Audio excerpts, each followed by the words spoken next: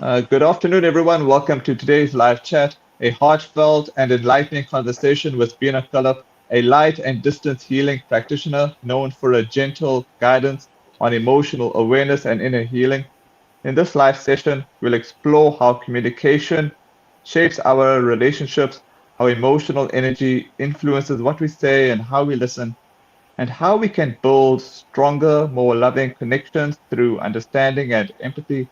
Bina will share practical insights on handling misunderstandings, setting healthy boundaries, and communicating from a place of peace and compassion. If you've ever struggled to express yourself, rebuild trust, or truly connect with those you care about, this conversation will offer the tools and clarity to help you heal through communication. How are you, Bina? Hey Sid, I'm good, thanks. How are you doing? I'm awesome. I'm happy to finally have you live. Hey, so how was your week break? Because I know that we normally have a chat every week. So how was the week once again? It was actually good. I had lots of Uh-huh. clients plus family issues to deal with, so it Uh-huh. wasn't much of a break. I actually was very, very busy, but it was good. Okay. Lovely. As usual, it's going to be awesome to have this chat with you. And my opening question to you is, Bina, why do you believe communication is such a vital component in maintaining healthy relationships? Communication is basically our foundation. It's who we are. What is Mhm. in us, we express on the external. So, you find yourself through your communication. And the most important thing is being honest, being kind, and being respectful when you communicate. You need to basically show up authentically. It's important for you to learn to share your negative and positive emotions, and that comes through via your communication. We need to find a common ground, and to find a common ground in life is to learn to negotiate when we communicate. We need to also learn to accept, but not be we do not compromise so that we hurt ourselves. Whatever we do, we need to find solutions that works for everybody, not just for you. Because when you do it just for yourself, then you're being selfish. We need to learn how to be unselfish, but at the same time, not losing ourselves. So, also, lots of people, when they communicate and they have um, difficulty maintaining a healthy relationship, that is because then they start having assumptions. So, it's in them that they are creating a different world. And when you're unsure and you want to create a healthy relationship, ask questions for clarity. Like, I'm not getting you on this point. Can you please expand? Or where is that coming from? Why are you expressing yourself in such a manner? So you can negotiate, you can both be authentic with each other, and then you can be accepting of what's coming through in a healthy way. All right. What are some early signs that communication within a relationship is starting to break down? The early signs are there's no room for discussion because everything becomes an argument and not a Mm, discussion. The emotional connection starts to become weak, and that is when the listening stops. When people stop listening, then they become defensive most times. They would criticize you, there'll be the blame game, there's no accountability for their action, they, they blame everything onto you. Then there's withdrawal. And also, mm, quite often, it's like a competition. I won this mm, argument. They will also mm. go out and not realize that was painful behavior. They will talk about their win in an argument. Yeah. All right. Many people struggle to express emotions clearly. What techniques can help individuals communicate their feelings better? The important thing is to build on your self esteem. Hmm. Start to become confident Hmm. in the way you express yourself. And, like if you're upset about something, start with an opening statement, for example, I feel.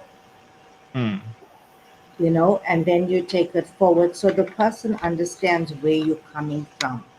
And say what you mean, but be honest about what you're saying, and be kind so that you do not become negative or hurtful. Because when you're living in a home, you're not an individual, you're part of a family. So you need to be able to express yourself in a manner that you are not belittling somebody else or hurting somebody else. And especially when you're doing it deliberately, that is, like becoming toxic as well. And sometimes it's important for you to sit alone so that you can work through your limiting beliefs. So that when mm, you express yourself, you become purposeful.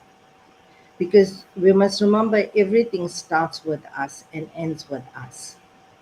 So we need to be aware of our emotions. Where is those words coming from? mm, What is in me that's hurting that I'm expressing it negatively onto somebody else? Because it's your inner feelings that get expressed externally. So you need to give yourself permission to let go of your own pain and hurt. Because when you start letting go, you find that you're creating awareness of what's causing your pain. You're creating awareness, then you're becoming conscious of why you are behaving like that. Say, for example, if you're in a relationship and you had an argument with uh, your boyfriend or girlfriend, and you walk in the house and somebody says, "Hey, how did your date go?" And you attack mm, them immediately because it's a mm, loved one, saying to them, "Mind your own business." mm. For example, why are you inquisitive? And yet the person meant absolutely no harm. It came from a place of love and care. But you immediately attack them. So the important thing is to understand your own pain and what's hurting you. Yeah. All right. How can we improve communication when one partner is more emotionally expressive and the other is reserved? It's important to describe your feelings and emotions so that your partner can listen to you Mhm, actively and understand where these emotions are coming from, so that you can communicate openly and honestly. You've got to make time to listen to each other so that you stay calm.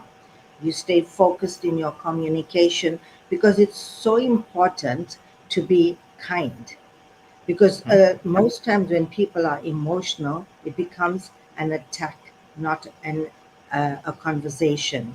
So you need to be authentic with the way you are expressing yourself. Stop lacing it up with other little things. Stop bringing irrelevant issues into what's hurting you at that moment. You know, be focused, be honest, be kind, so that your partner can be kind as well and empathetic. So it's not confrontational. You need to always be specific so you can avoid the confrontational communication. You got to learn to share your underlying emotions. If you got trust issues, say to your partner, "I'm coming into this relationship, but I have major trust issues." For example, if it's coming from your parents, say, "My parents are divorced, so I have major trust issues." Or, "I was in a relationship and I was hurt." The important thing is to be authentic so that you can validate your experience. So your partner can relate with you, and you can start to build a connection from there, so that it doesn't affect your physical expression and your physical affection for each other.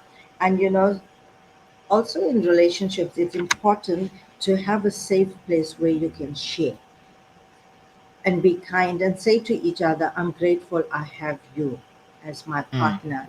These are the positives." And if there's one negative, express it and say, "We need to work on this point," for example, and say, "Because this makes me feel uncomfortable. When you express yourself in that manner, I feel scared because of my past." So that you bring yourself out to Mhm. a balanced state of communication, so you can relate to each other respectfully. All right. What role does active listening play in building stronger, more meaningful relationships? Active listening proves you are present. You're showing that you are fully focused. And when you listen actively, there's trust that's being built. And it improves problem solving. It helps you to strengthen your relationship, and there's thoughtful response because you listened carefully, you listened mindfully, and you listened with love and kindness. So there's no attack mechanism in place. So you'll have a mutual understanding, you'll feel heard, you'll feel valued. It's very important for people to give themselves the right value as well, and give their partner the right value. You need to assess each other. So active listening is very, very important.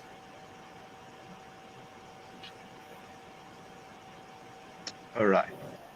Arguments are normal, but how can couples communicate through enduring conflict without damaging the relationship? The most important thing is not to focus on to focus on the issue, not the person. Mhm, You need to focus on the problem that's at hand, and you should not engage in name calling or insults. You need to listen to understand the other person's perspective because they're expressing a mhm, feeling. So you need to avoid personal attacks so you can find a mutual solution. It's not about, like winning an argument, as I said previously as mhm, well. You need to stay calm and cooperative. You need to mhm, understand, why is this person so emotionally flooded? What mhm. triggered that flooding, and why are they now in this argumentative state? You need to hear it so that you can respond, not react, not to defend. You need to respond, and you need to work through it to understand what created this emotional flooding. All And right. it's most Oh, sorry. important for you to take responsibility. Mhm. All right. How can someone create healthy boundaries through communication without sounding harsh or distant?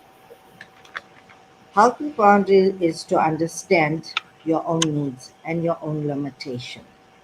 Mhm, And you need to understand, who am I? mhm, Then only can you set healthy boundaries, because then when you use the I statement, say, I can only take so much mm, in regards to going out, for example, on a weekday evening. My cutoff is 10 p.m. because I am not a morning person. I struggle to wake up in the morning, and my job is demanding. So mm, you set healthy boundaries. And we need to understand also, when we setting boundaries, it's about mutual respect, not a control mechanism. Because when you try to control something, that's not a healthy boundary. And we got to understand, when we're setting boundaries, there's going to be consequences. So it's important to protect your physical and emotional well-being, but you need to give yourself the right value. Lots of people give themselves a black market value, for example. Like, the ego comes in, mm. and then they want to behave powerful. They refer to who they are, their names, their family names, and stuff like that, and, their job titles. And all of that in a relationship is irrelevant, Yeah, that's because true. that's not who you need to be in your relationship. So giving yourself the right value is very important. And you got to also recognize your limits. You got to also understand, you have a certain amount of ignorance. You need to Mhm, know yourself before you start setting boundaries, or you take advice from a person who's toxic or bitter, and you're taking the wrong advice. So it's all right. important how you communicate, who you communicate, and it's important when you're setting your healthy boundaries is to communicate clearly and calmly. Mhm. So that when you're setting the boundaries, you need to be logical. You need to be Hmm. firm, but also you need to be open and reasonable of what you're asking. You need to respect differences in opinions, differences in goals and feelings, so that you avoid that controlling behavior. All right. Misunderstandings often stem from triggers or past trauma. How can emotional awareness help prevent this? Emotional awareness is like creating an awareness, of what is in you that's triggering something. Say, for example, if you've got a thorn stuck in your hand, you need to find Mhm. a way to get the thorn out. And when you touch it first, it's very hurtful. So putting a band-aid Mhm. over it is not going to help you. You'd rather endure that pain and pull it out. So you're doing something that's relevant and conscious so that the awareness is there. So the important thing is creating that awareness and also being conscious in your actions, what you are doing and why you are doing it, how you are doing it, what is the impact. All right. What advice would you give to someone trying to rebuild trust in a relationship after communication has failed? You need to be authentic, do your self assessments, and be realistic. And only when you start to be kind to yourself can you start healing and letting go. You need to find what are your triggers, and only you can do that, or you can go to somebody who has the skills to assist you and guide you. Find your triggers. What is in me that's hurting me that I portray and I hurt everybody else around me? Find your triggers, work on them, fix them so that you could live healthier mentally and emotionally. All right. All right. Before I ask you my final question, are you okay if I give you a live comment question? Yeah, All right. This is from Justin Rishika. Hi, Beena. Thank you for an interesting topic. How would you define compromising in a relationship?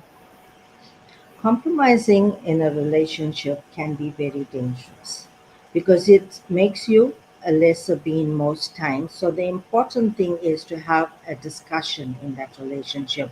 And why would you find the need to compromise? Because it should be both ways so that both of you feel valued. And if you then choose to compromise in a relationship, then it's healthy. But if you keep compromising in a Mm, relationship, you're hurting yourself. You're allowing your partner to do as they please. So that is coming from a place of control. So your self esteem is going to become lesser and it's going to create a dense pain body in you. So it's not, um, feasible to just continue compromising silently. mm, Talk about it yeah. before you compromise. All right. My final question to you is finally, could you share a powerful transformation story where improved communication helped heal or strengthen a relationship? That's me. There's two books I'm busy reading at the moment: The Letting Go Theory by Mel Robbins and The Untethered Soul by Michael Singer. And here we learn how not to be stuck, not to hold on, and how to heal yourself. Becoming awareness of all what's your dense pain body. It helps you to let people be because sometimes humans are also extremely interfering. So the important thing is to know when you should be involved and when you should not be involved. Yeah, that's true. All right. All I got to say, thanks so much for your time, and I hope you enjoyed your first live experience. I did. Thank you so much for making me comfortable and thank you for this lovely session. You're And most thank welcome. you for the question as well. I really appreciated that lovely question because lots of ladies tend to compromise, and then they feel lesser and they feel very hurt in a Mm. family or a relationship. You're most welcome.